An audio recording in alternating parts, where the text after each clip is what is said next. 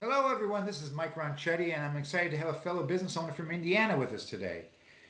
It's my pleasure to welcome Rob Smead to the show. Hello, Rob. Hey, how are you, Mike? Thank you for having me. Oh, fantastic. I'm glad you're able to join us today. So let's just begin with the beginning here. Hey, tell us a bit about yourself and what kind of got you going in your personal story. I mean, where were you born? Where were you living? About your family, some hobbies, and of course, I always like to throw in a funny scenario here. If there's a story about you or whatever you want to share, please do. Okay, yeah. So I'm Rob Smead, and I grew up in Elkhart, Indiana. Graduated in 1993 from Central High School.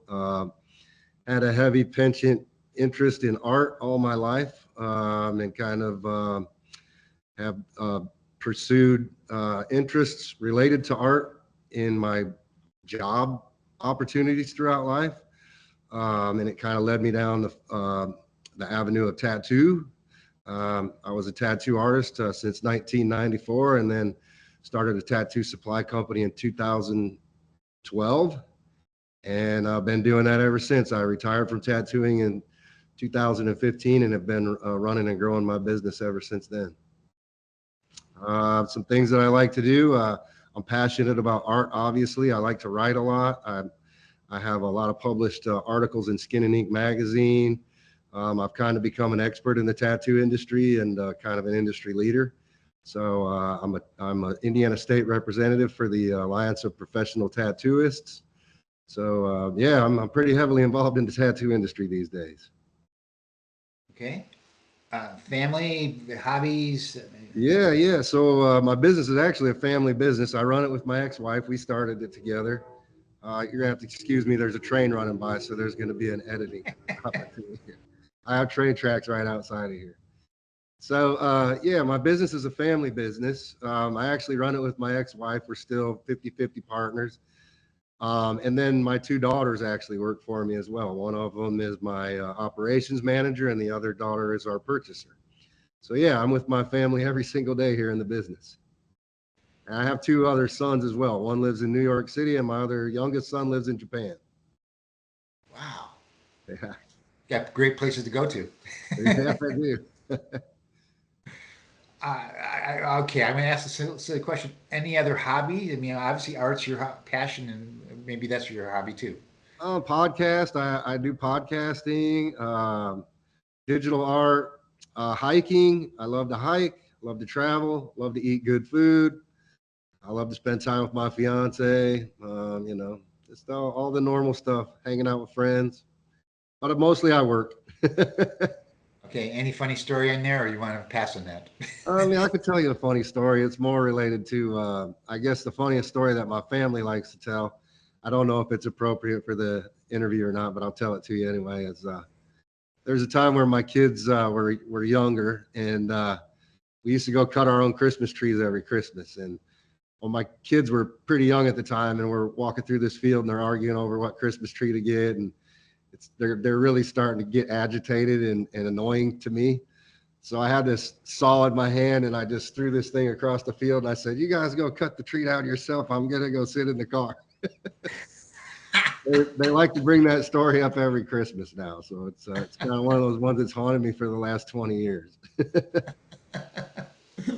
I love it. It's a great story. Thank you for Yeah. sharing it. So business. You obviously are in an interesting industry. Tell us about how the business came about and at what point you had the confidence that you could run your own business. Obviously, you talked about moving from this trades to actually leadership role. Yeah, so actually, I've been an entrepreneur really since I was 17. I had started a business when I was in high school with a friend of mine. We started a car stereo business, which is kind of what lit the fire for me from an entrepreneurial standpoint. And I've kind of dipped and dabbled in things ever since then. I spent about 16 years in the converting industry working at Atlas Dye in Elkhart. I was a plant manager there for 16 years, and I was tattooing at the same time. And then during my tattooing career, I found a need for a product that was not available in the space. So I invented a product to fill a need, which was a tattoo stencil application product. Really, I just did it for myself to make my job easier. But I had a friend that had a tattoo ink company, and I shared the product with him. he liked it so much that he said I needed to do something with it. So he helped me get into some distributors, and it just kind of took off from there in a nutshell. Wow. Wow. That's fantastic. I mean, so obviously you established your confidence in the teens because, hey, you knew how to do it and you were making money and it was profitable and kept clients happy. So good for you. Yeah, yeah. And then, 13 years later, I've developed over 50 products in the tattoo space. Well, tell us a little bit more about Electrum Supply, your company. What is it? So Electrum's actually a brand, so similar to what you would think of like Nike when you think of shoes. Electrum is just a brand name in the tattoo space. Like I said, we've got about 50 products in our catalog under our brand name now that I've developed, and it really didn't start off as a supply company. It started off as a single product, but as we had artists coming to our website to buy that single product, we just started thinking, well, we should add other products because we've already got people coming to the website to buy stuff. Why not have other stuff? So we started bringing other people's products in, buying stuff wholesale and then reselling it.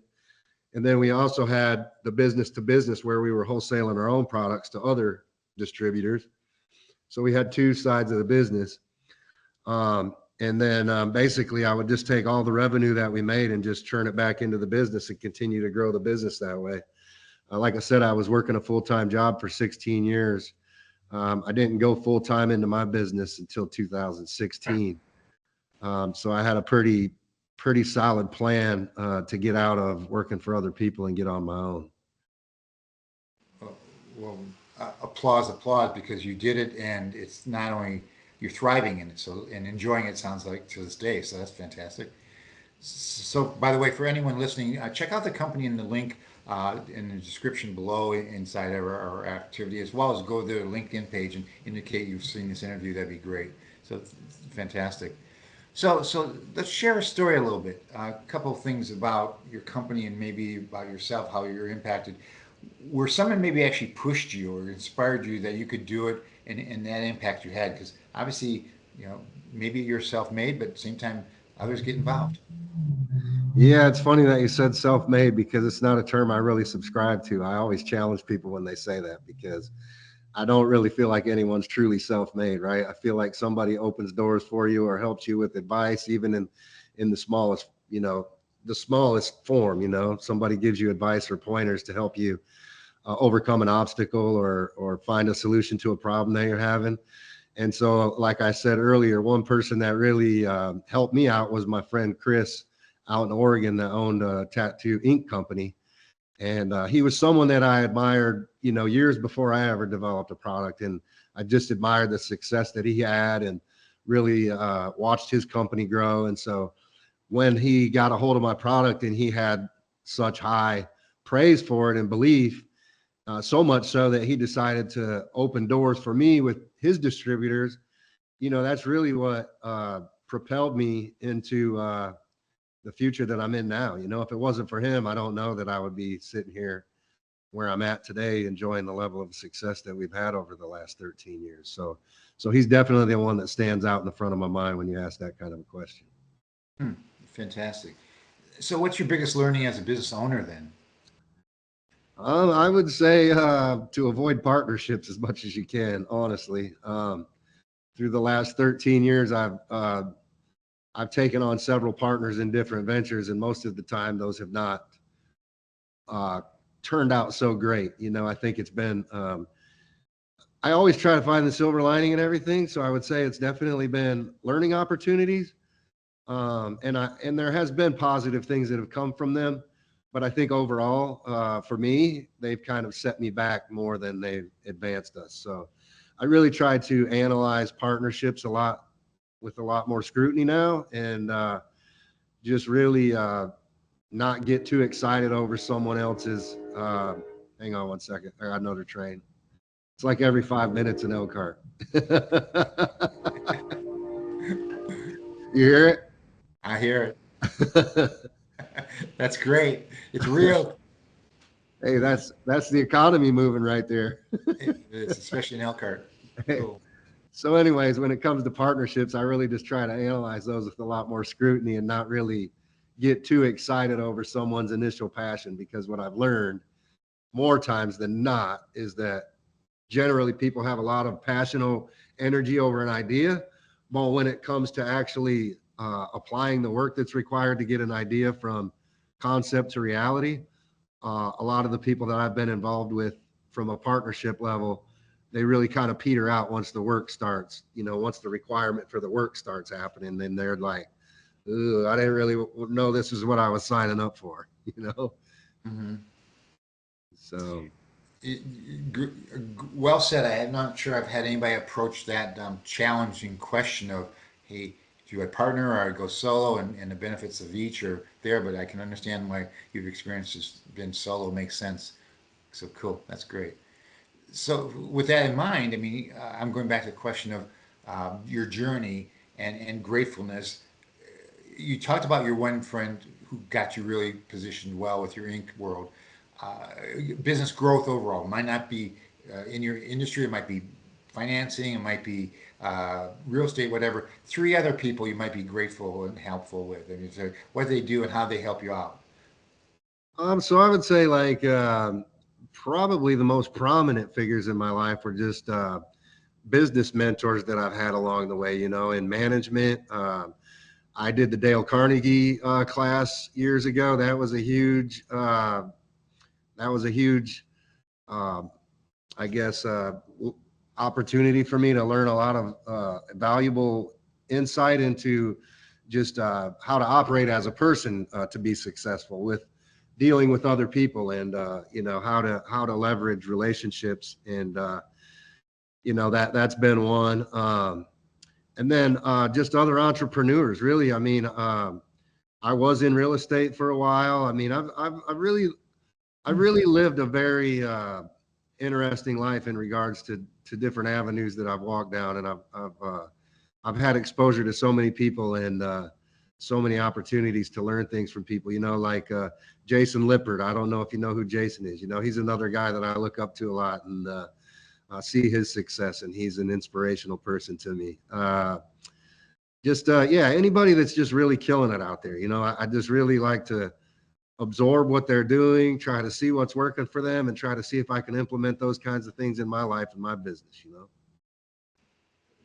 Well, fantastic. I mean, yeah, you're open minded to all types of people. It sounds like it's not like you're closed and only has to come from this pedigree. I mean, I have some friends who go to certain universities, and unless their education is fine tuned from that perspective, they don't look at the rest of the world. And I say, it's a big world out there. Well, I feel like the biggest opportunity that we have in life and business especially is networking, right? I mean, there's all the power in networking, and you never know. You could get segregated in your own niche marketplace or business, but you never know when somebody else in a completely different business has an experience that may be similar to a challenge that you're having, and can have some insight into how you can overcome an obstacle, or how you can improve a process or something along those lines. So I'm a strong believer in networking, and I'm always looking for networking opportunities. Wonderful, wonderful. So, going from the future, like you're saying, let's talk about your next couple of years adventures. I mean, what do you think your next 1 to 3 years is going to be looking like, and what's maybe your point of challenge or point of growth that you want to achieve with those next 3 years? So right now, we just hired a CEO into the company to kind of help actually strategize our growth, more or less. So we've kind of hit a ceiling over the last couple of years that we haven't really been able to get past in regards to, like, revenue. And so the challenge now is to get us to 10 million a year, and hopefully be in a place to where I'm thinking about retirement at this stage of my life, and setting the stage for retirement. And what do I got to do to get this business to a place to where it will take care of me for the rest of my life, and provide stability for my employees and my family long term. So that's the goal right now. The challenge in that is that the economy's been very shaky for the last 18 months, whatever. It's really had a drastic impact on the tattoo industry, because we're a luxury expense, and it comes down to getting a tattoo or putting food on your table. Most people are going to put food on their table. So we've seen about a 30% dip in sales this last year. So that's been a pretty drastic decline for us. So, we're really just trying to recover, figure out, hopefully with this new administration coming in, we're going to see some improvement in the economy, and some things will turn around and we'll start to see an uptick in our industry again. So we're just remaining optimistic, and we're really trying to just do a lot of strategy and planning for, how we're going to navigate this tricky economy right now. Well, thanks for sharing those kind of situations as well as the optimism that you have. You're not sitting and waiting, you're moving forward. You've got, like you said, commitments and advances. I love the fact that you're hitting that $10 million window because in our industry, we find that the ones and threes, we call it, the 100,000 is different than a $300,000 company. A 1 million is different than a $3 million company. A 10 million is different than a 3 million. And you're reaching that next maturity level of how you grow your business, and that's exciting. In our world of business coaching, a guy named Jim Rome is kind of the legend, and he passed away just recently in the last year or so. And he made a comment that I think is really inspirational to us: is that you become the average of the five people you spend the most time with. And again, I realize that I'm kind of putting you on the spot here. As you think about that, what advice do you have for the business owners who think they can do it all on their own?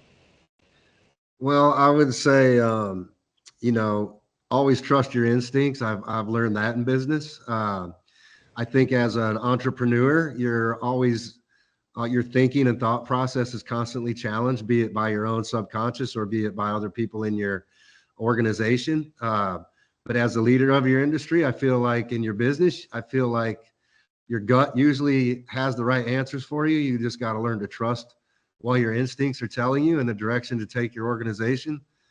And the most important thing I would say is to remain humble. You know, I think when a lot of people experience success, it changes their outlook and their perspective, and sometimes the way they treat other people or uh, their willingness to help other people. I think you have to remain humble in your pursuits, and I think that's a key to success. You know, I think I'm a strong believer in karma. You know, so I think what you put out comes back in. So if you're willing to put good stuff out there, good stuff will come back to you. So that's all comes with humility and just making sure that you're keeping an open mind and a warm heart. Fantastic, Rob. It's really sounds like you've been blessed with some incredible people that you've helped and have helped you along the journey. What would you like to say to them? Oh yeah, I mean, definitely. I'm always trying to show gratitude to the people that are helping us out. Like I said, I don't subscribe in that whole self-made mantra, and I know that I'm not a self-made person. I certainly do a lot of work, but there's a whole army of people behind me, backing me and helping me every single day, and I realize if they all disappeared tomorrow, this wheel wouldn't turn very fast at all. So I owe them a huge debt of gratitude to the people that helped me in the very beginning, to the people that are helping today. So, thank you. How much I appreciate them. I hope they know that. And yeah, I'm just super excited about the future and creating a culture here that's beneficial to them as much as it is to me. Rob, it really has been a pleasure speaking with you today. Thank you for being on my show. Absolutely. I appreciate the opportunity. Thank you so much for having me.